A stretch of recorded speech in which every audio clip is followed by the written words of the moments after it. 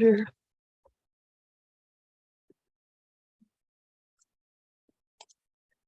right, and then can you all see the slides okay? Yes. Okay, I know I'm sharing my screen instead of just the tab, but I'm hoping to go to Dave's redistricting in a little bit, so this should make this smoother. But anyway, yeah, thank you all for coming. It's the I Vote Madison redistricting presentation. My name is Zephyr Scalzetti. I'm a digital organizer. I work with Alabama Values, which is a grassroots media hub that is dedicated to bringing facts and information to people to better educate them about Alabama's political processes. And last year, and it was over a year ago, I had the honor to serve as the crowd redistricting fellow on behalf of TOPS, the Ordinary People Society, and Alabama Election Protection Network, which is why I am such a nerd about redistricting. So I helped draw some draft maps. I did a lot of work with local redistricting, including in Auburn, which is where I now live, which is very funny because if you had told me mid-Auburn redistricting that I was going to move to that city, I would have cried. It's a difficult process, but I've done this in a few areas. Y'all are my very first city that's looking at changing the way your district number with the special election, so that is a new thing. But one of the biggest things to know about redistricting is that you are actually already experts just by the fact that you live in your community, that you work in your community, you buy groceries there, you operate on a physical level within your community. So I don't know the ins and outs of your city and county, but you do, and you're the people best suited to fight for your community. So just a real quick redistricting overview, like what is it? Why do we do it? What does it matter? And just to situate this in Madison specifically, Madison is looking at two possible outcomes. Y'all are going to redistrict no matter what because of population changes in your districts. We will get to that later. The question on the table is, depending on how this vote turns out for the mayor, city council, or city council manager setup, you either are going to redistrict the 7 districts you already have, or you're going to redistrict to 6 districts, which would be a much more major change. So we're going to talk about the, bare bones of redistricting first, so that we can have some mutual understanding about what we're talking about when we talk about those potential changes. So a lot of these things we actually know. We're going to know how it happens in this case. We know who controls it. It's the city council. We don't quite know what the rules are yet. We're going to get to that. And we're going to talk about what gerrymandering is in the general sense, and where it might be showing up in this map.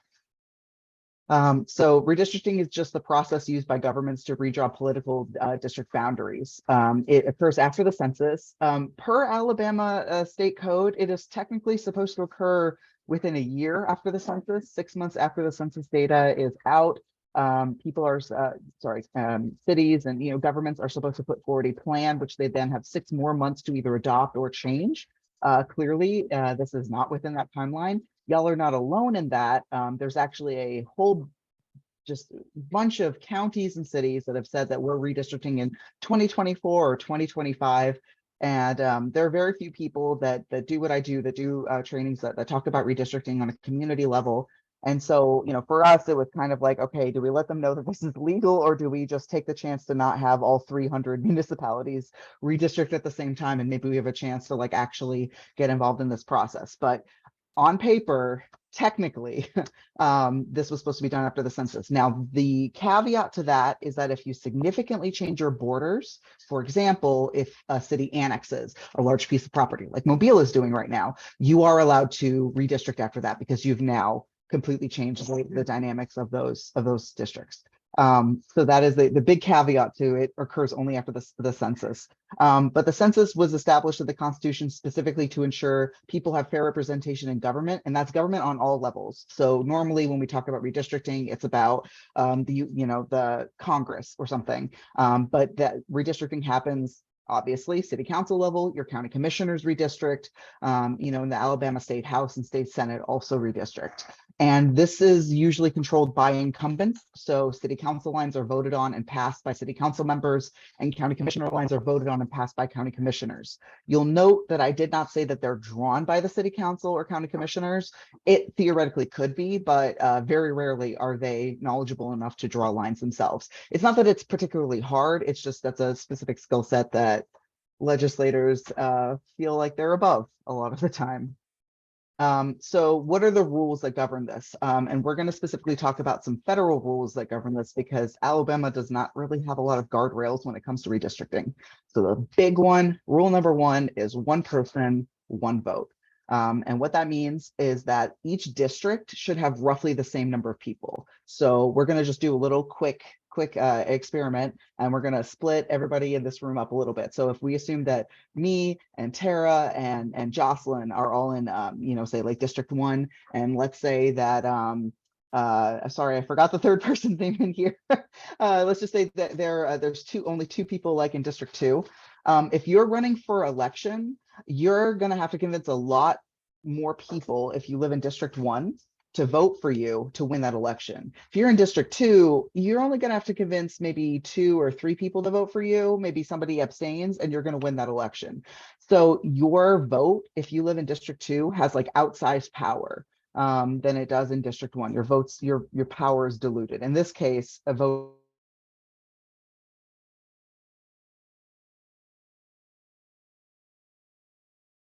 more power in this case. So we want these districts to be roughly equal, which is why districts being equal is a big part of redistricting.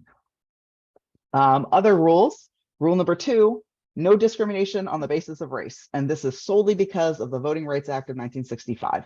There's 2 sections in the Voting Rights Act that we particularly care about when it comes to redistricting, which is Section 2 and Section 5. So Section 2 is there's no voting laws or practices that discriminate against racial or language minorities. So this is something else that people don't necessarily know. It's not just about racial minorities. So like, yes, absolutely, you cannot discriminate against Black people, but you also can't discriminate against people just because they speak Spanish. So if you're talking about a population of Latina people, you're talking about a racial intersection and language minority intersections. In Auburn, for example, you've got an intersection with people who speak Korean. That's a community of interest, people who speak English as another language. And then in Section 5, that used to require states and governments to obtain federal preclearance before implementing changes to their voting laws or practices. What that meant was that prior to the 2013 Shelby County lawsuit, yes, our Shelby County, before Alabama, the entire state and any level of government got to enact a new map, they had to run it by the DOJ. Because we have a history of being really racist. So the Department of Justice was like, any change that you want to make to polling places, to voting laws, anything like that, you've got to run it by us first. It's not even like we're going to wait for you to bring a lawsuit. You've got to get it cleared by us first. And then in 2013, with Shelby v. Holder, that provision was neutered. Side note on that is that we do usually shorthand this to say it was neutered, but what actually happened is that the Supreme Court said that Congress needs to pass a new updated list. I'm so sorry if y'all can hear that train going by. It is the Norfolk Southern train, and that is a rant for another day. But what happened is that, in the last 10 years, in the last decade, Congress has failed to pass a new list. So, Alabama should still be on a federal preclearance list, but that is no longer the case. Section 2 is actually currently up for possible nullification with another Alabama lawsuit that will be decided in the next few months that you may have seen, called Allen v. Milligan. It was formerly known as Merrill v. Milligan. But with the Secretary of State change, now we have Wes Allen, so it's Allen v. Milligan, and that is arguing about our congressional maps. But again, because Alabama has so few rules about redistricting, any changes to these federal guidelines goes all the way down to affecting y'all. So when we're talking about the City of Madison map and that whether or not some of this map could potentially violate Section 2, Section 2 might not be in effect in a few months, which is also part of why a lot of these jurisdictions have been holding off on redistricting, to be perfectly frank. They're waiting to see how much they can get away with, or whether or not they need to worry about anybody suing them at all, because Section 2 is what you would normally be suing a state or a municipality over when you're talking about a map that violates people's rights. So we've talked a lot about these by the way are Alabama's guidelines. This was for specifically statewide redistricting. This is not enshrined in the code. This is just a list of guidelines that the legislature voted in for themselves specifically for that process. This is an example of what guidelines can look like and have looked like in Alabama in the past. So minimizing population deviations, meaning that like not only do we want our districts to be plus or minus 5%, we want them to be as tight as possible. And Alabama uses this actually to make really unfair districts. Compliance with the Voting Rights Act, which is what we just went over. Contiguous geography. Contiguous means that there are no gaps or jumps. So you can't say that, for example, you've got this corner of the county here, and then this piece of the county here, and this is one district. They have to connect to each other. They actually have a provision called you can't have a long lasso, which is when you have a thin line that runs between them, something like that. A reasonably compact geography, you want mostly people who are in the same area to be in a district, not this like weird blobby shape. They said avoid county splitting. In y'all's case, it'll be precinct splitting, although that's kind of unavoidable with but you want to minimize it if you can help it. Avoiding contests between incumbents. Now this one is a real humdinger. What this means is that you don't want to draw districts such that two incumbents end up in the same district and have to duke it out. So this is going to be a problem for y'all in a few areas. One is that this really limits you and how dramatically you can change a map, because essentially you need to know where your representatives live, your city councilors live, and you have to map that because you need to know that they'll never vote for something that draws them out of their own map.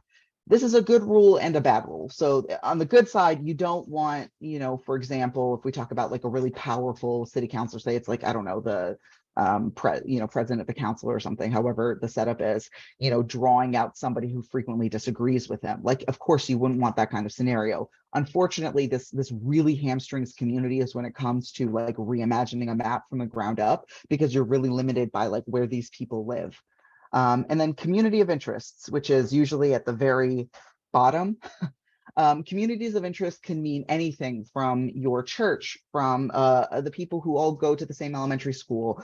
I mentioned earlier, like running to get groceries, like essentially, where do you live? What social areas do you interact with? How are you interacting with your environment? So your neighborhood can be a community of interest. Your church, again, if you speak a language other than English, or if you have other, for example, like queer Alabamians are a community of interest for me. But like, how does that intersect with like, Madison specifically? Are there any historical districts, things like that?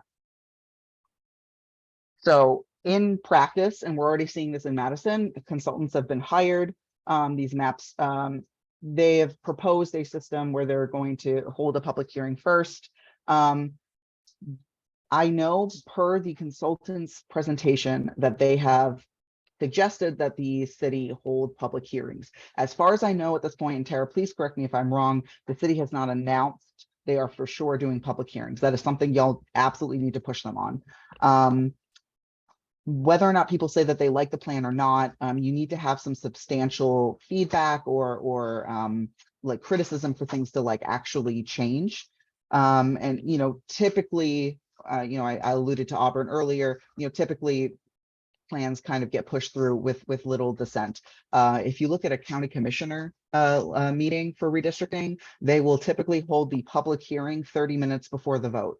So you'll have a public hearing, two people might speak, and then they hold a vote. That's not a public process. That's not actually, you have no ability to take in any information that people give you during that public hearing. So it's not just about having a public hearing, it's about giving people the time to actually incorporate what's being said and having like another series of hearings. I know I'm kind of preaching to the choir in terms of I Vote Madison and public engagement and civic engagement, but I do want to name that. So what can go wrong in this process? Not engaging, getting too late in the game. Obviously, y'all are not, you don't have a problem there. Incumbents are inevitably self-serving. City councilors care about getting reelected. And since they're the ones who pass the maps, that's likely what's primarily on their mind. They don't want to lose areas that they know are very, in their favor, different economic incentives, things like that. And gerrymandering. I do not think that any counselor is going to sit up there, at least in y'all's case. I hope that none of them are going to sit up there and be blatantly racist. However, in the process of being self-serving, they may gerrymander.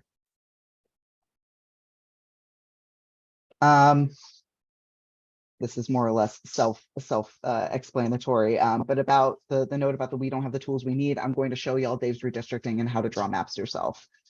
So my friend Tabitha Eisner has this really great saying, which is that if you don't like what I'm making for dinner, you can make your own dinner. So she tells a story that I have stolen and will tell y'all now that, you know, if you're walking through the door at 6 p.m. and you're making dinner, you've already got all the things together, and your kid comes up to you and says, I don't want tacos, or I don't want this for dinner, you're not going to change dinner. Likely not. You know, I mean, maybe you can incorporate a few things if you're feeling particularly generous, but I don't know about y'all. I'm really tired by the time I get through the door, and it's like, you know, buddy, I'm really sorry, but this is what we're getting for dinner tonight. But if you text me the day before or something and say, hey, what are we going to have for dinner tomorrow? Can we have tacos? All of a sudden, I'm a lot more amenable to that. I have more time to prepare for it. I may not have had an idea in my head about what this was going to look like to begin with, and maybe I didn't know what we were going to have for dinner, and I can be much more understanding there. So again, getting in early in this process is really important. So the make your own dinner thing. So again, incumbents want re-election more than they want what's best for the community. So here's an example of the incumbent problem. I kind of talked about, like, you know, these districts get a little wonky. If this is actually this is the 2010 map, so just so y'all know, it changed only slightly, but this was Senator McClendon's district. Senator McClendon was the chair, the Senate chair on the House Reapportionment Committee, and when you just look at their districts, you know, kind of zoomed out, you think of this, it's got a really weird C, right? But when you find out that he lives up here, all of a sudden the top of that C makes sense, because they're not going to draw him out of this district. And so then it was start where his district is and make sure you add enough people that he has enough people to make up his district. The other thing to know about this is that this line right here is the line between the black side of Talladega and the white side of Talladega. So it is also racial gerrymandering. But yeah, when you see where they're all living, all of a sudden, a lot of these little, like, look how close these two live. A lot of these decisions make sense, but also this screen cap is the same amount of miles, square miles, as this next one. So we have 1, 2, 3, 4, 5, 6, 7, 8, 9. There are 9 legislators in this part right here. We've now just moved, this is the bottom part of his district right here. So we've only just moved a little bit, like, just over, right? So now we're looking at, you know, if you all know where Alex City is or Camp Hill, we've got, you know, Clanton over here, Montevallis right here. Same amount of square miles, but only 1 rep, and she's way over there. So when you have maps that are drawn to favor the incumbents, this won't be as much of an issue on a city level, but you may find clumping where, you know, a lot of your city councilors actually live, like, maybe more in like a downtown area or something. So even though they all represent different swaths of districts, they actually live within like a few blocks of each other, and that will make drawing things more difficult. And it also means, like, whether or not they mostly represent, you know, these folks, he represents all the way down here, but he lives up here. You know, these folks, they all represent these different areas, but they don't live in the more rural, farther flung areas. They live basically in downtown Birmingham for the most part, you know. That's going to be an issue. This is, again, something that y'all know as citizens of Madison, like, where do your city councilors live? Like, are they all clustered together? Is there one area of Madison that's getting way more attention than like everywhere else? And what is that? Okay, so we've talked about how racial gerrymandering is not allowed, but there's more types of gerrymandering, and all of these are legal. So you can gerrymander partisan. So you can say that I am specifically drawing this map to disenfranchise Democrats or disenfranchise Republicans, and that is legal. Bipartisan. This is what you'll very likely see in Madison, which is where, you know, one representative, well, y'all aren't partisan based, but if you can imagine, if your elected representatives were partisan, so some were Dems and some were Republicans, it's trading neighborhoods.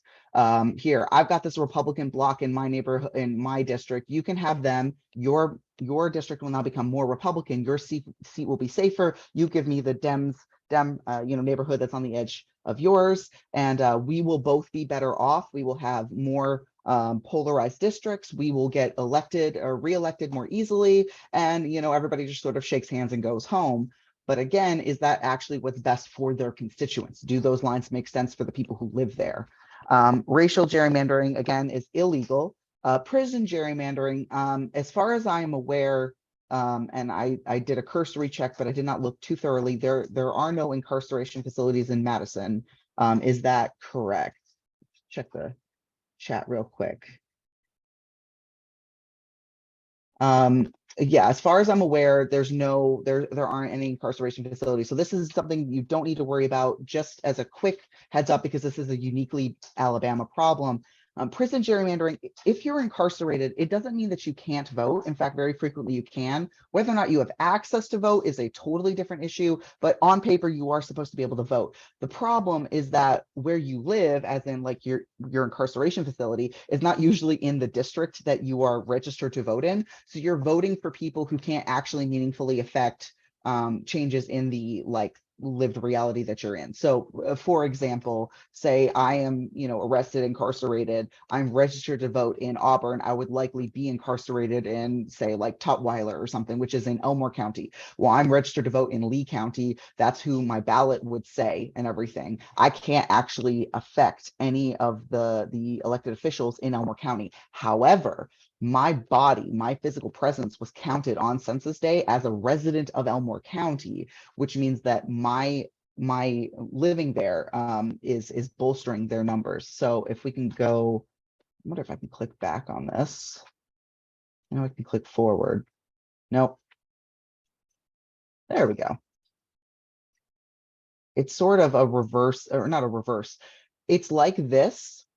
If we imagine that there's a little prison right here with like a few more smileys, imagine that this was actually equal number of smileys, right? That there's 10 smileys here and there's 10 smileys in District 2, but 5 of the smileys are actually in a prison. It works the exact same way where District 2, the people who are not incarcerated have an outsized power of their vote. So people who live near prisons actually have more voting power than people who don't, because they are not incarcerated and are affecting change. The most extreme example of this is in a Midwest state. It's either Wisconsin or Madison, and I always Madison, Jesus, Wisconsin or Michigan, and I always forget which. But there's a community that has a prison in their city council district. Each district is roughly like 3,000 people. And one district has a prison completely like within its borders, and only 59 people are in that district are not incarcerated. And so 59 people are responsible essentially for choosing their representative, their city councilor, and every other city councilor has to get 3,000 people to vote for them. But the city councilor in this place only has to get a couple people out of 59 to vote for them to win the election. He actually won by 2 votes, his and his wife's. So like only 2 people voted for him, himself and his wife. So that's lovely. So that's how, these processes, when they go run amok. And then in Alabama, of course, we overwhelmingly have Black Alabamians incarcerated. So it works out to be a modern 3/5 compromise. So that's a huge issue. You have luckily sidestepped it in your city council redistricting. However, that is something to keep in mind for county redistricting, for example. Okay, so cracking and packing. So this is a type of gerrymandering when we're talking about racial gerrymandering, and this is something that I'm concerned about for Madison, is cracking specifically. So cracking is when we see like in both examples, there's an equal number of red circles, but we've split them up into separate districts such that they do not make up the majority in any district, even though like on their own, I believe this is what 16 of the 36 members. So 16 out of 36 blocks in each one. So 44% of each block here. Packing is when you put as many members of the minority class, whatever you're trying to oppress, into one district, so they just get one vote. So this is what you actually see on Alabama's congressional maps, where District 7, Congressional District 7 has as many Black Alabamians as possible, and so it takes them away from having a majority in any other district. So what I can see, again, potentially, because the thing about gerrymandering is it's all relative, is there are 3 different districts in Madison that have a population of 20% Black. And I cannot tell if that's because they're just disparate neighborhoods and they cannot be connected in a way that makes sense, or if they are literally all clustered together and it's just these districts are taking a piece of a majority district. Okay, so what's the general, what are we going to do about all this? I've given y'all a lot of information. I know that was a bit of a fire hose of a redistricting training, but we did want to keep this to an hour, and I do want to give a lot of time for some questions and back and forth and everything. But, you know, I think one of the important things to do, regardless of how this vote turns out, is that the City Council of Madison should approve guidelines for the redistricting process. You know, Huntsville had a process that allowed, and I know Tara already has this handout, but for everybody to see, Huntsville had a resolution about how the city was going to redistrict, and they specifically, I would advocate that Madison passes a similar resolution that, you know, specifically calls for multiple public hearings is key, because you want people to be able to engage on multiple points. You want to be able to you want a public hearing before a map is ever drawn, because you want to get initial input from the community, and then you want the maps to be presented, and then you want to have another round of public hearings. And you want to see that input like taken in as well. So without getting this in writing from City Council, you don't really have any, you know, they don't have to do this. There's nothing in Alabama's rules that say that they have to do, they don't have to hold a public hearing. They don't even have to tell y'all that they're passing it. They see it as doing y'all a favor, which is obviously not a way that we want to interact with our city governments, but this is where we are. So we want to make sure that we're protecting our communities, and we want to get things in writing. So even if they tell you, oh yes, we're going to hold these public hearings, get it in writing, because they are bound by resolutions that they pass. So Huntsville thankfully had a great example. Y'all are right next door to Huntsville. You can use that to shame them and to encourage them to adopt similar guidelines. So again, inclusive, engaging process. So what I mean by that, and not to be too vague, is I referenced communities of interest earlier. So just because a minority group does not add up to enough to have their own district does not mean that they shouldn't be taken into account. You know, people with similar values, with similar backgrounds, with similar interests, so again, like if you have people who speak a second language, certain church communities, you know, if you think about like where your child goes to school, like having things that you care about all within one district is important, because then you're advocating on behalf of like just one geographic area, keeping neighborhoods mostly together as best you can. These are not things that are written in stone. Like there's no guidelines for that. So asking the city to put into writing that they are going to respect communities of interest as best they can. Obviously, we want to have an equitable map, a racially equitable map, an economically equitable map, and those two things can conflict, communities of interest in that, but to actually have them lay out like, these are the priorities that we are going to attempt to achieve with this map is important. And because it's something you can also hold them to, and it's something that everybody can have a shared language on, because what are you trying to achieve with this map? You know, from my perspective, I want equity. I want that everybody to be equally represented. You know, I want racial minorities to have proper representation, and I want communities as best as possible to be, you know, be together. Unfortunately, again, with the history of Alabama, communities being together sometimes also means racial differences, right? And so again, like I said, those two things can conflict, and that's okay. And that's why we need to have public hearings, so that we can air these things out, that the community can talk, and that there can be an open, transparent process about this. It can get messy, but like it's an important thing to talk about, because if you just shove it under the rug, all you're doing is just reinforcing whatever's already there. And frankly, if y'all do redistrict to 6 districts, that's already going to be a big change from what's ever happening, from what is happening, period. So I would, frankly, if possible, I would push them to approve guidelines, or at least start working on guidelines before the vote, or at least get it in front of them. to think about, because I mean, as far as I don't know this, I don't know if Tara has any updates on this, but we don't know what counselor would theoretically get drawn out of the map. So we don't know who would be. You might find more folks amenable to carrying water on an equitable process if they think that they're getting cut out of, you know, future map drawing. You know, you have a chance to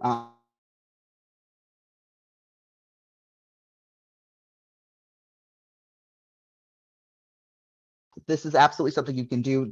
Again, there's nothing in Alabama law that protects this. This can be something and should be something on the guidelines that you should get passed, which is, you know, if we have a community submitted map, what is the deadline for that, for it to be actually appraised by the city? What would be the guidelines for that? And, you know, would that actually be taken seriously? I would, excuse me, I would recommend drawing an alternative, or at least submitting an alternative map if the map that they end up presenting is really unfair or very obviously skewed or something like that. I think that if you're so inclined, mapping, it's kind of like a puzzle. If you enjoy doing it, and I will again demonstrate how to do it in a moment, but just to do it will give you more insight on these processes. Everything I'm talking about seems very like kind of high-minded. It's a little bit like trying to explain Tetris by talking and showing slides. You'll learn Tetris better by just doing it. And mapping and Tetris have a lot in common. They are very odd shapes that you're trying to fit in certain ways to achieve a certain goal, and it can, there's a lot of ways to get to the same end. So I'm just gonna focus on Madison real quickly. These are just a couple slides that I pulled from their, these are the consultants that they have contracted with. The entire presentation is on the madison.gov website, so you can absolutely look through this yourself. And I do highly suggest reading through it, because it does go over things in pretty good depth. So their step one, determine if redistricting is necessary. They've already said that it is. They have said that they, again, want to provide public awareness and seek input. I'm very happy with how the consultants are approaching this, but ultimately they have no power in this process, because if the city council chooses to bypass that, they can't, there's nothing they can do. These are just their recommendations, which is why, again, I say get this in writing from your city council. So if this is the process they actually follow, this is a good process, but there's nothing that makes Madison follow this process. This is also something I wanted to raise. So when we talk about, this will be easier to explain if I show you all Dave's redistricting. So this is Dave's redistricting. I'm gonna turn off the cities. So what I've done is I've just loaded up. Unfortunately, Dave's does not have city maps like preloaded in. It's not going to just nicely cut this into the old districts. So you actually have to draw them by hand. And what that looks like is just selecting these individual census blocks. This is why I said it looks more like Legos or a puzzle piece. And I know this is not actually District 1, but we're just going to pretend for purposes of me showing you all how to do this. You literally just select them and paint them. So it's like paint by numbers.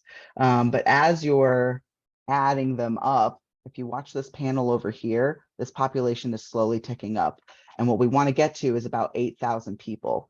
So if I change this from selecting a block to selecting a whole precinct, oh, that just jumped way up, right? We just got to 100% of the total that we need. So that would be like theoretically a whole district. So what you would do is you would go in here and you would recreate what the current map is. So you can play around with it, or you don't even need to do that. You can just make your own map from scratch and say, well, this is how I think this should be cut. As long as these are all roughly equal, you can start playing around with it and see what you are able to come up with. The reason I bring this up is that when I first started painting by numbers and picking this, these are census blocks. This is the smallest denomination you can use when building a map. So I can't cut this in half like this. This is responsible for some of the wonky shapes you see on maps. You know, a lot of times we'll see something silly or crazy or a weird bend, and we'll think like, oh, that's gerrymandered.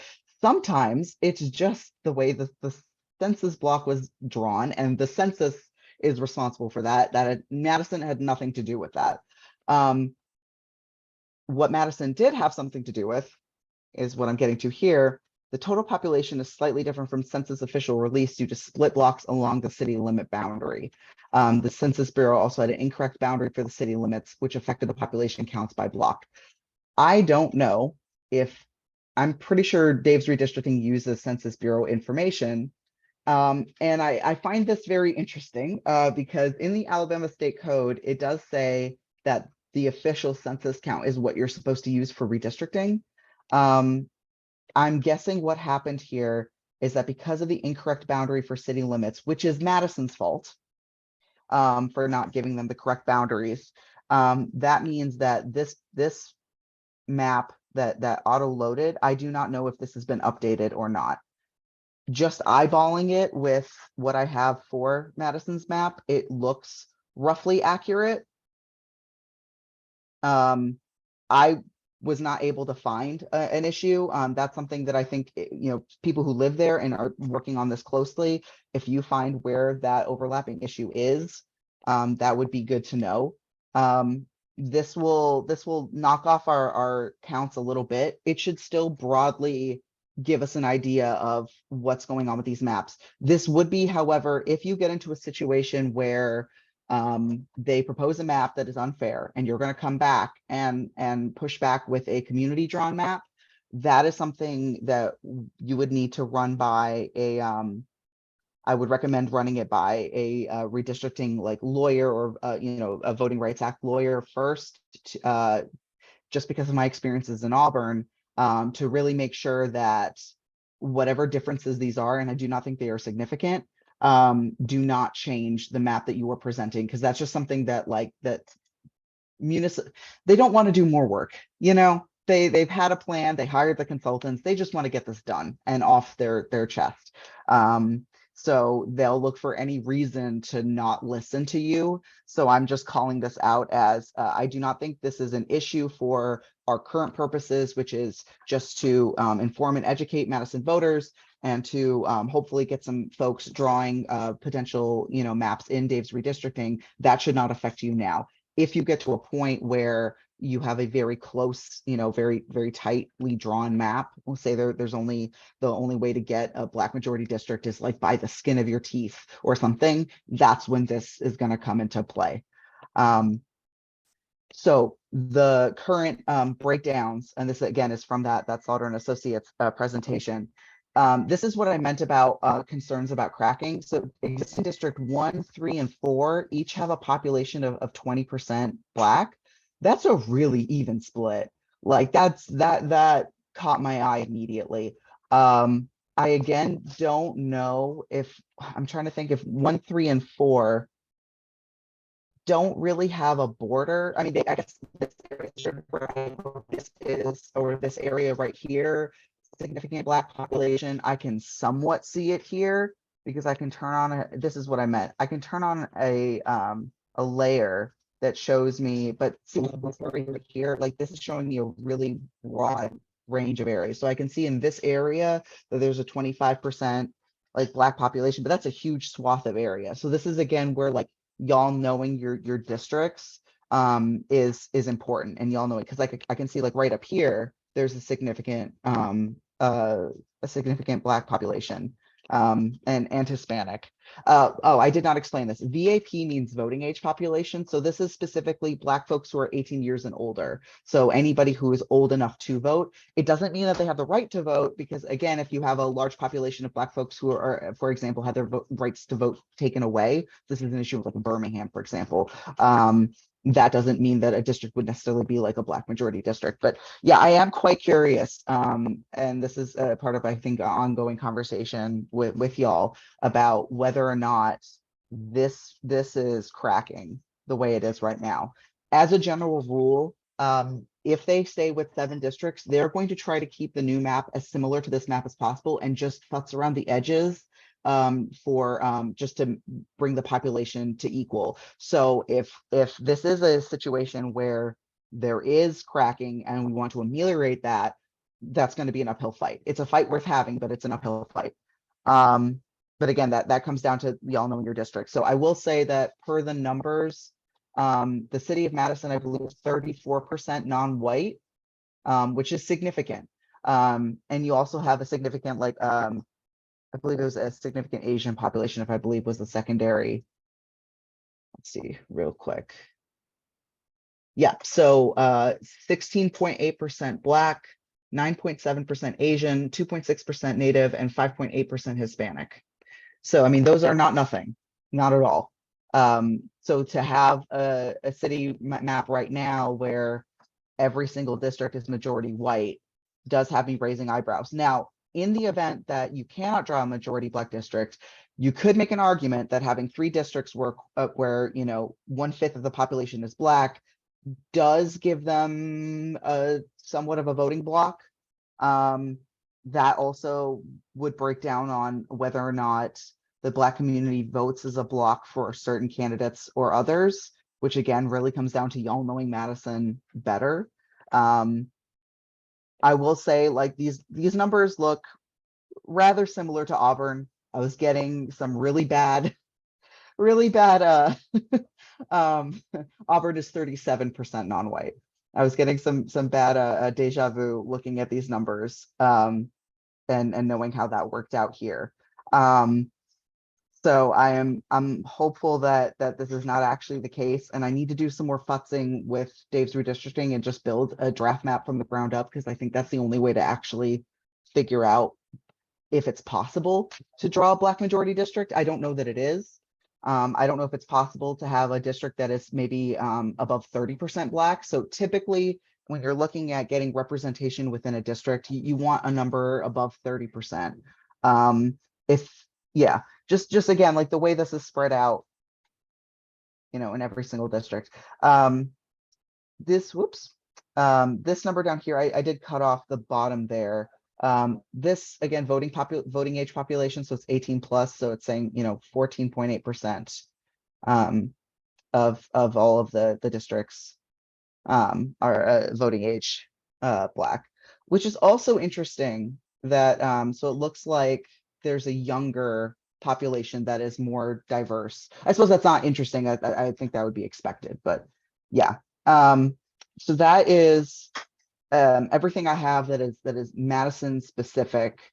And I did say I was going to show y'all a little bit about Dave's redistricting, and I'm just going to spend like 2 or 3 minutes on that.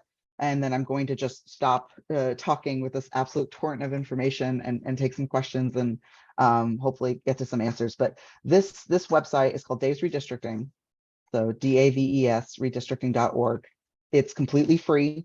I'm a huge fan of it. It is a nonprofit, or certainly not money-making project that was made to help people interact better with their legislative process. And you may notice, so it says by published maps by state, the darker it is, the more maps there are. This has actually been a tool that we have used quite a bit in the South.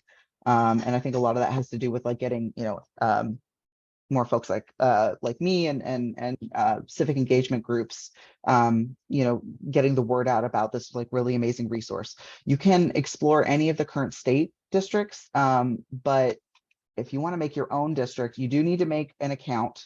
It is free, and you just go to maps, and I'm going to just make a brand new City of Madison map to show y'all. So go right here, you'll click new map. I do have a YouTube video that I know walks folks how to do this, and I will dig it up and I will send it to Tara so she can email it out. So you can name it whatever you'd like, but you're going to select Alabama, and then under plan type, you're going to click other. And under restrict, you're going to click it and you're going to look up your city. In this case, we're going to look up Madison. It's right there. Pick. All right, now district count. Now you can set this to whatever you'd like. So if you would like to see what would happen with only 6 districts, you can just put in 6. And it is going to automatically figure out what the ideal population is for each district. Now I've already, this I've already made has 7, so I'm going to make this one 6, so I have draft maps of both. And then that's it. We're just going to hit apply. And you're going to just wait a minute. It's going to take a second to populate. And then this is your bare palette. This is your paint by numbers outline. I highly suggest turning on the map, which is the background, and you can zoom into this pretty far. It is basically just like Google Maps. And something I usually tell people to do when you're first getting acquainted with this, I'll turn off precincts just so we can see it a little better, is to find where you live on here. Find where you live on here, find like, your usual haunt, your neighborhoods, whatever have you. This is a little easier on a city map, right? And then you can just start drawing. So what you do is to add any amount of population into any district, you just select that district and a paintbrush, and you just click.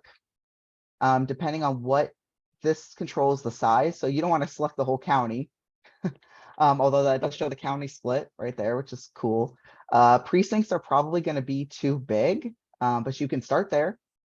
You click that and see how many folks that puts in. So you see that turned out a nice green because we added it to District 3. Oh, wow, look at that, 9,505. So we're almost like right on the nose. Now, this number does not have to be exact. Remember how I said that you can have a deviation of plus or minus a few people. So we're just going to draw a very silly, very bare bones, very quick map. I'm in no way advocating for this map to be the real map. I just want to get something down for y'all because I want to show y'all how to analyze this map. Let's see. So we've got, so this population is 5,700. So we need 3,000 more people. We find 3,000 more people. So if you can see on this right-hand side, you can see details about the place I'm panning over. So I can see like this place has about 3,000 people. So we're gonna, okay, and we're done there. All right, let's District 1. What can we do about this? We're technically violating the contiguous rule now because I have selected things that are not touching each other. So this is bad mapping practice right here. Do not do what I say, not what I do. So we need 7,000 more people. Oh, look, there's about 7,000 people here. And you can see how, like, as you're drawing the map, you get less and less options about what to do next. So you're kind of working yourself into a corner. Something I do, and this is by no means is something you need to do, is I will try to start from a different area every time I draw a new map. Like if I'm trying to make different versions of, like, I'm trying to see, because where I start, I find tends to impact how the map turns out. So let's see, this has a population of 10,000 right here. So that's its own, whoops. Well, that wasn't planned. Did you save the rest of my districts? No. Well, that's unfortunate. Okay, well, while I'm filling in the rest of this, does anybody have any questions that they want to say audibly and I can answer them? And then I'm going to show you all how to look at the stats side, so you don't have to just watch me drawing in silence. Going back to our city not drawing the maps yet, within that 6 months of the census, has anybody like sued a city for that? Or like you said, I mean, does the law like give leeway because of things, like, this vote, they know it's going to change, possibly, but of course we didn't know the vote for sure. What's going to So happen? yeah, it was gonna happen. So I mean, has it's anybody ever sued a city for that, or is as that far as I rarely know, sued? as far as I know, no, they have not. Yeah, but that's that. Okay, let me caveat this. This past cycle where like me and other like community folks were helping out with redistricting, that was the first time there was a statewide effort about this. So when I answer this, I do want to caveat with there's a lot we don't know because there is no sort of central database of information about that, and there isn't a history of like experts within Alabama. Like there isn't a continuity over time. We've had obviously a lot of really important redistricting decisions happen in the state, but we haven't had the same like level of community stuff. So to my knowledge, no. However, my knowledge is unfortunately not complete. Trying to complete it is part of why I do things like this. We don't have a central database of city council maps.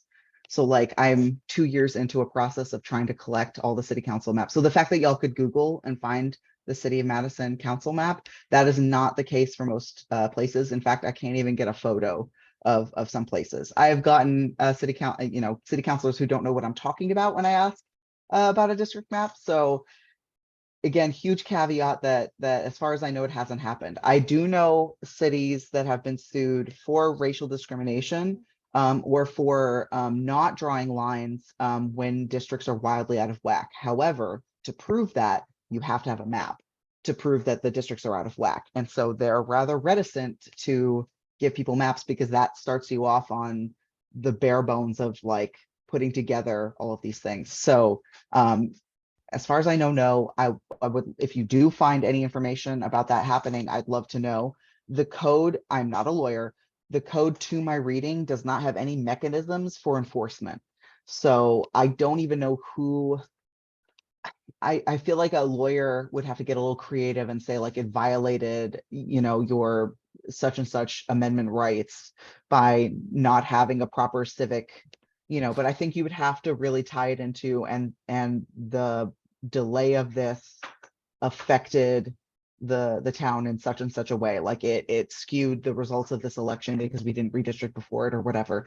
Those cases are pretty difficult. So like, you know, right now Alabama's in the Supreme Court for what I think most people would look at as a very blatant gerrymander, which I know is slightly, it's a separate issue. One is about violating the Alabama state code. I guess you would go through the Alabama Supreme Court, although I don't imagine that that would go very well. I will say, Tara, how widely distributed is this recording going to be? We'll just have it on all of our social media pages and send it to our mailing list that we have. Okay, I'm gonna make a note post recording about that as well. Can I chime in for a second Yes, on that please. question? I've done some very basic just searching on that exact topic because I was curious if we could get in trouble for putting off our redistricting. I found the same thing that Zephyr found. There's no mechanism for enforcement based on what I could find. And there's no caveats like you can wait if you, under these circumstances. It's really basic. All it says is it should be done within 6 months of when you receive the census data. So It's also quite fun because what it says specifically is a plan needs to be established, but there's no explanation of what a plan means. So like, is a plan a map? So some jurisdictions took that as we need to have a map passed, or we need to have a map in front of city council, whether or not that's the map we go with, we need to have a final map. And so that was a fight because they were insisting, yes, buddy, I hear you. I don't know if y'all hear my cat singing the sound of his people that he is going to starve to death because I'm 30 minutes late feeding him dinner. But he's very annoyed. Yeah, so there's no explanation of what plan means.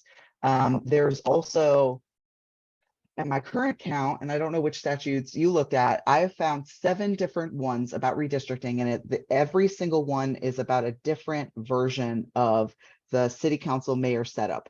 They're only ever like 4 lines long.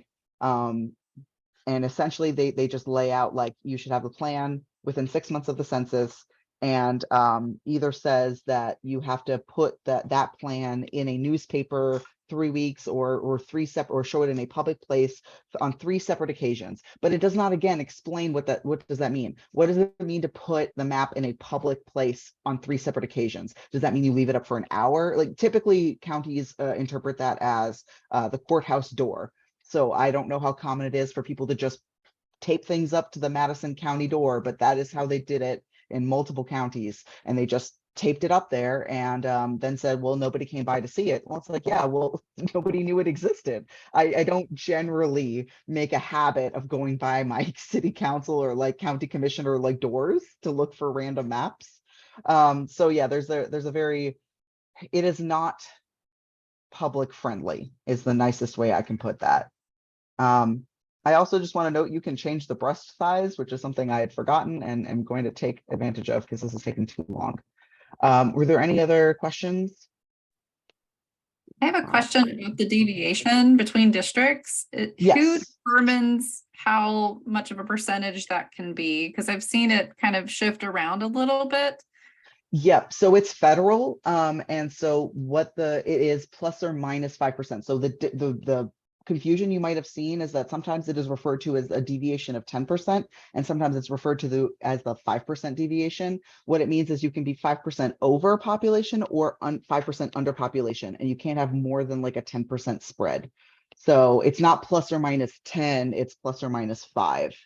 So what you can see, this is why I was trying to do this, is that Dave's will literally tell you what your deviation percent is when you're drawing. So you don't need to calculate that yourself. So here it'll say the 6% deviation is okay. They're probably going to want to keep that to +5 or -5.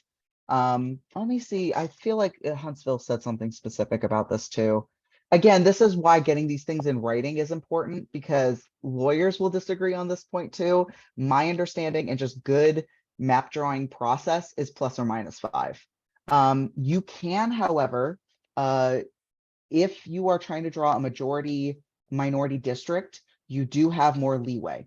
There is no official number. It is considered very faux pas to go beyond the 10% deviation, but if it's in the interest of affirming minority representation, you do get more of a pass on that. But because this is, again, this is not, there are no laws about this. Everything, every bit of rights we have about redistricting comes from court cases. So it is literally, it will come down to lawyers arguing about a judge's interpretation on a previous Supreme Court case. So that is why you get so many conflicting little things. And so there are these sort of like umbrella of best practices that have developed over time to try to avoid going into court and having to deal with this. Ultimately, we really need like actual legislation about this. So you can see like here, like, okay, my population total, like 10,000, it's too big. What you can see also on my map is I've worked myself into a corner because I can't actually get enough people into this district to make up enough. So like, it's kind of, this is what I meant about like, it's a puzzle. Once you get the hang of it, and it shouldn't take super long, because again, it's very paint by numbers, but you can get quite frustrated in trying to like, wait, I could, you know, because I already messed up here by this actually might not even, when I said that all parts of the district have to be contiguous, this might be considered an exception. Other things to get them in writing about, would this be considered contiguous or not? So for example, when you look at like Mobile, the Mobile Bay area, in the Alabama guidelines for redistricting, it specifically says that the Bay counts as contiguous. So you can draw both sides of the Mobile Bay, and it counts as a contiguous thing. This is also the case if you have a state that has lots of islands. So like North Carolina, all of the, you know, like the Outer Banks, like that's still considered contiguous, because like obviously there's no way to make an island technically contiguous with the rest of land. So there are exceptions. When you look at a municipality where you have kind of these odds and ends right here, these neighborhoods, again, I don't know your city, but do these neighborhoods see themselves as part of the same neighborhood, or does this area really see themselves as more like on this side of the street? Does this see themselves as like here? So that would be a good thing to find out. Do these areas, would this count as contiguous, or would this be considered not contiguous? What is their actual, yeah, see on their current map, right? This is considered contiguous. We have a So lot of like Huntsville, little areas of Huntsville that are annexed in, and like yeah. like they're different patches. So that I'm guessing maybe that's what that is. Yes, yeah. So these are the actual municipal boundaries and everything. So it looks like per their own previous voted in maps that counts as contiguous, having these different areas like in one district. So again, things that you think are obvious until you start looking at like an actual use case, because our cities are not nice, neat, pretty little boxes. They're complicated.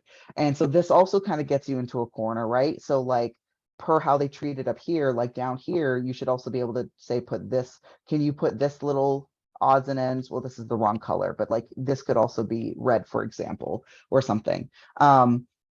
And again, like I was drawing this very quickly, which is why I chose precincts. I would recommend going block by block, especially when you're drawing a city level map. And now that y'all have seen this a little bit, you might understand what I meant when I said like when he said the census blocks, or when that presentation said the census blocks.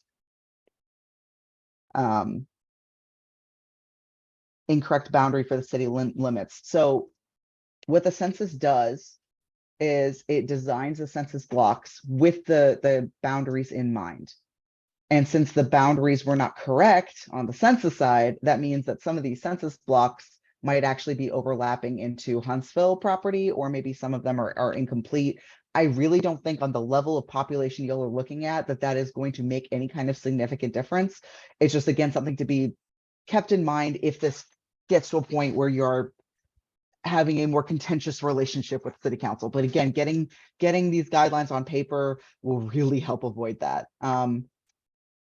Okay, sorry, I see a hand up, and then I know there are a bunch of unread messages that I'm just looking again. Okay, sorry, Jocelyn, what were you going to say something? Yeah, I was going to say, will they take into account that since 2020, we've had considerable growth on the west side of Madison into Limestone, it's Limestone County, Madison City. This is why you're supposed to redistrict right after the census, because that's kind of inevitable to grow like that. Because like things like that happen, and the census is the only like official government count. Per the state code, you're supposed to, I don't even want to say only. There's technically a loophole where they could use other numbers, although I don't know where they would get them. And frankly, I've not been a fan of telling them that I think there's a loophole. But the general understanding is that you're supposed to use census numbers. This is also why census participation is so important, because at the end of the day, you know that there is a growing population there.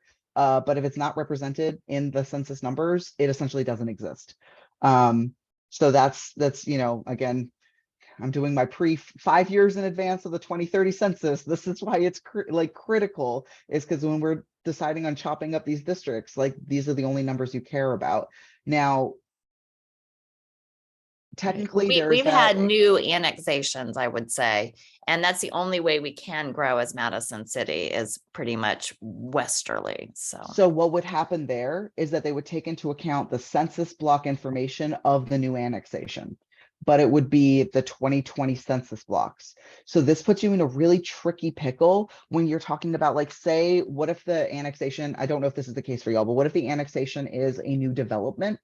And that development was built post 2020. So they weren't census. Essentially, those census blocks are 0. So technically, that annexation wouldn't trigger a redistricting, because per census numbers, the population is 0. Now, they could use an estimate. They shouldn't, but they could. It is technically legal. Usually consultants and like the official firms and stuff won't do that. But again, these are things that they need to, this is what I meant about getting them on paper. Ask them that. Make them give you an answer. Because yeah, there's no guidelines on what they should or shouldn't do in that case. Okay, thank you. Some announcements are done in Huntsville newspapers. Yeah, that would be their official, that should be their official avenue of it. Yeah, I know that the area is growing explosively. So this has been an issue in Mobile in particular, where the annexation would actually potentially drop the city. The city is majority Black, and they're looking at annexing a majority white area. So like there's annexation in Alabama have a very long and sordid history. And it's very, very complex. Just trying to think if there was anything else I wanted to point out in particular. Oh,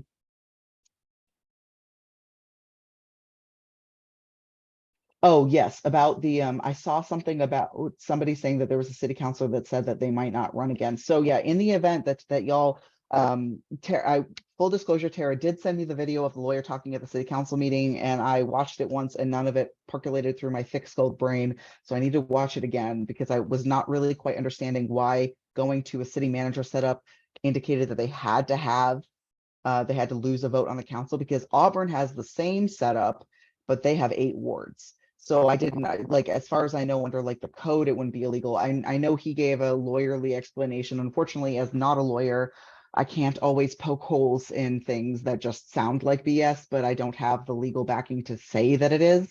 But yeah, it's frustrating, because I don't understand why that would require losing a vote. To my not a lawyer opinion, is that you should be just choosing between 2 forms of government, not 2 forms of government and losing a district, because that, I don't understand that. Yeah, I think in the code, you either have to have like 5 or 7. But then Auburn Has 8. did it in 1982 though. So I think there's like 2 different laws. Like if you had the manager government form, like Before. council manager form, like back then, I think it's different. Like based on.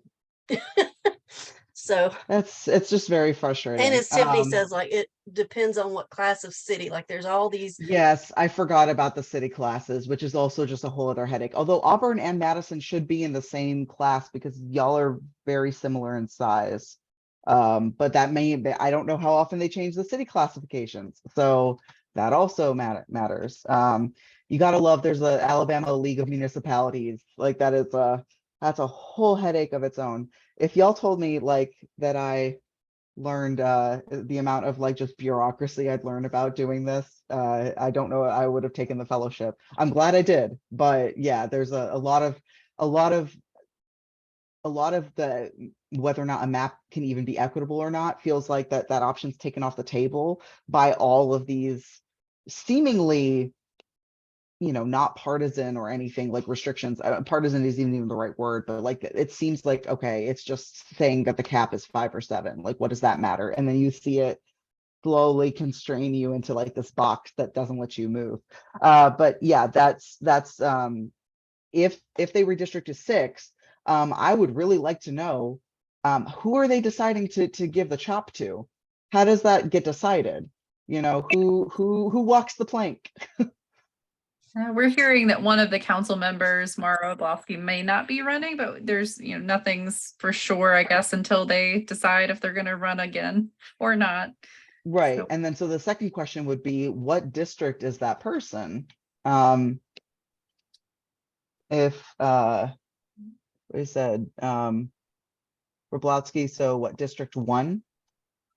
Yes. So that would likely result in District 1 being cannibalized, right, into all the other districts. Now, is there She anything? recently moved, though. I don't know if her new house is still in District 1. So that's something else to check within y'all's city codes is, does a city councilor have to live within their district? You may be surprised, technically, for the congressional races, you do not have to live in your congressional district. Nobody has ever won from a different district, but like it's not actually necessarily set in stone. I would assume Madison generally has their stuff together, and that would likely be a provision, but that is something to check as well. Is in your municipal code, does it say that a counselor has to live?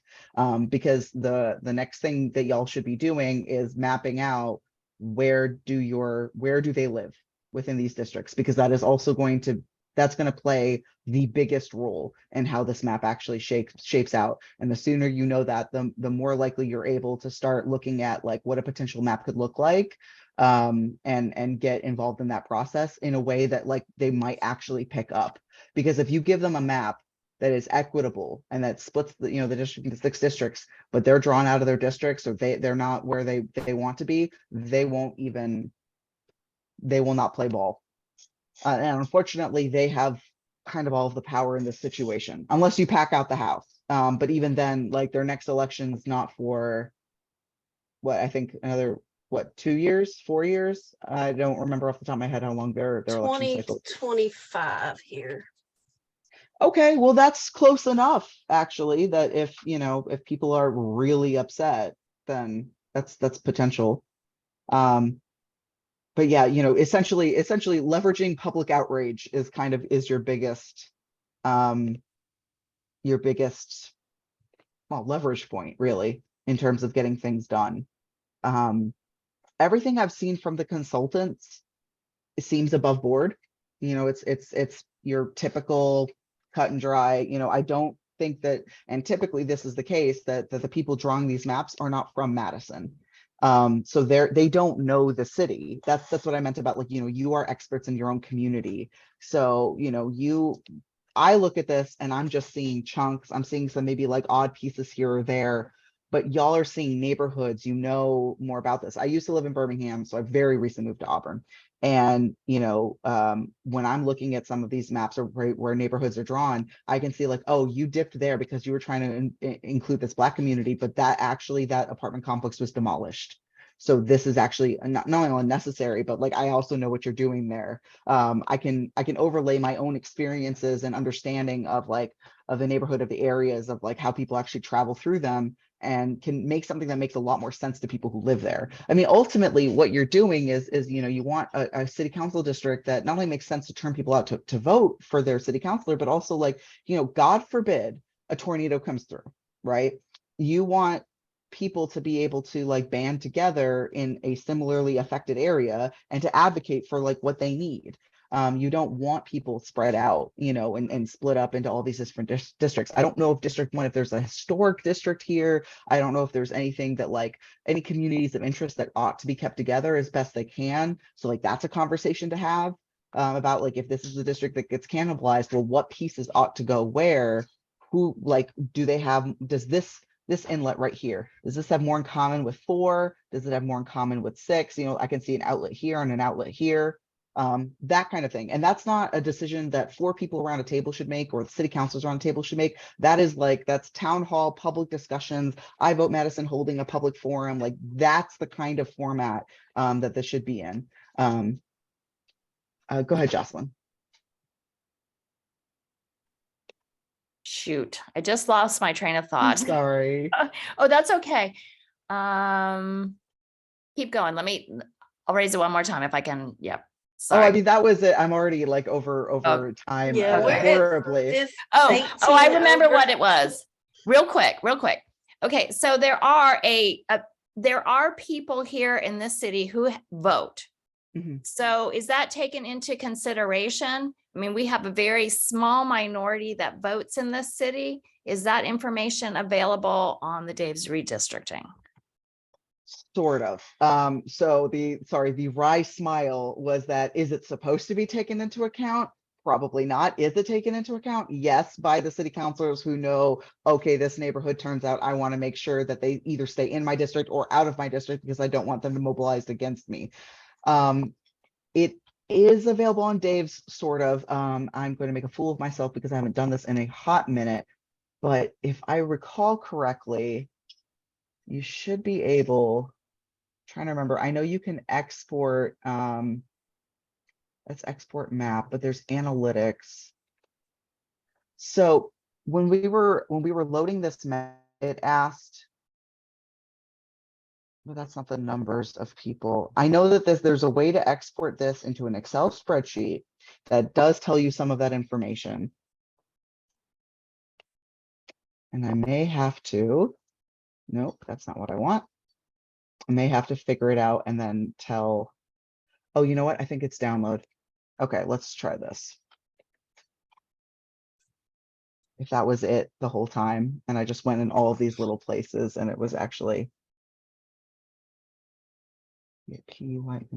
yes, but does it say no? That's not turnout though. I'm gonna need to play around with it and tell you. The short answer is it is not a front-facing thing that Dave's does, but I figured out a way to do it a while ago, and I don't know if they still have it. And it is based, I will say this massive caveat, all the data in Dave's is based on census data and something called VEST data, which is they are literally election scientists. That's what ES stands for, election science technology data. When they're looking at precinct data, not efficacy is not the word I'm looking for.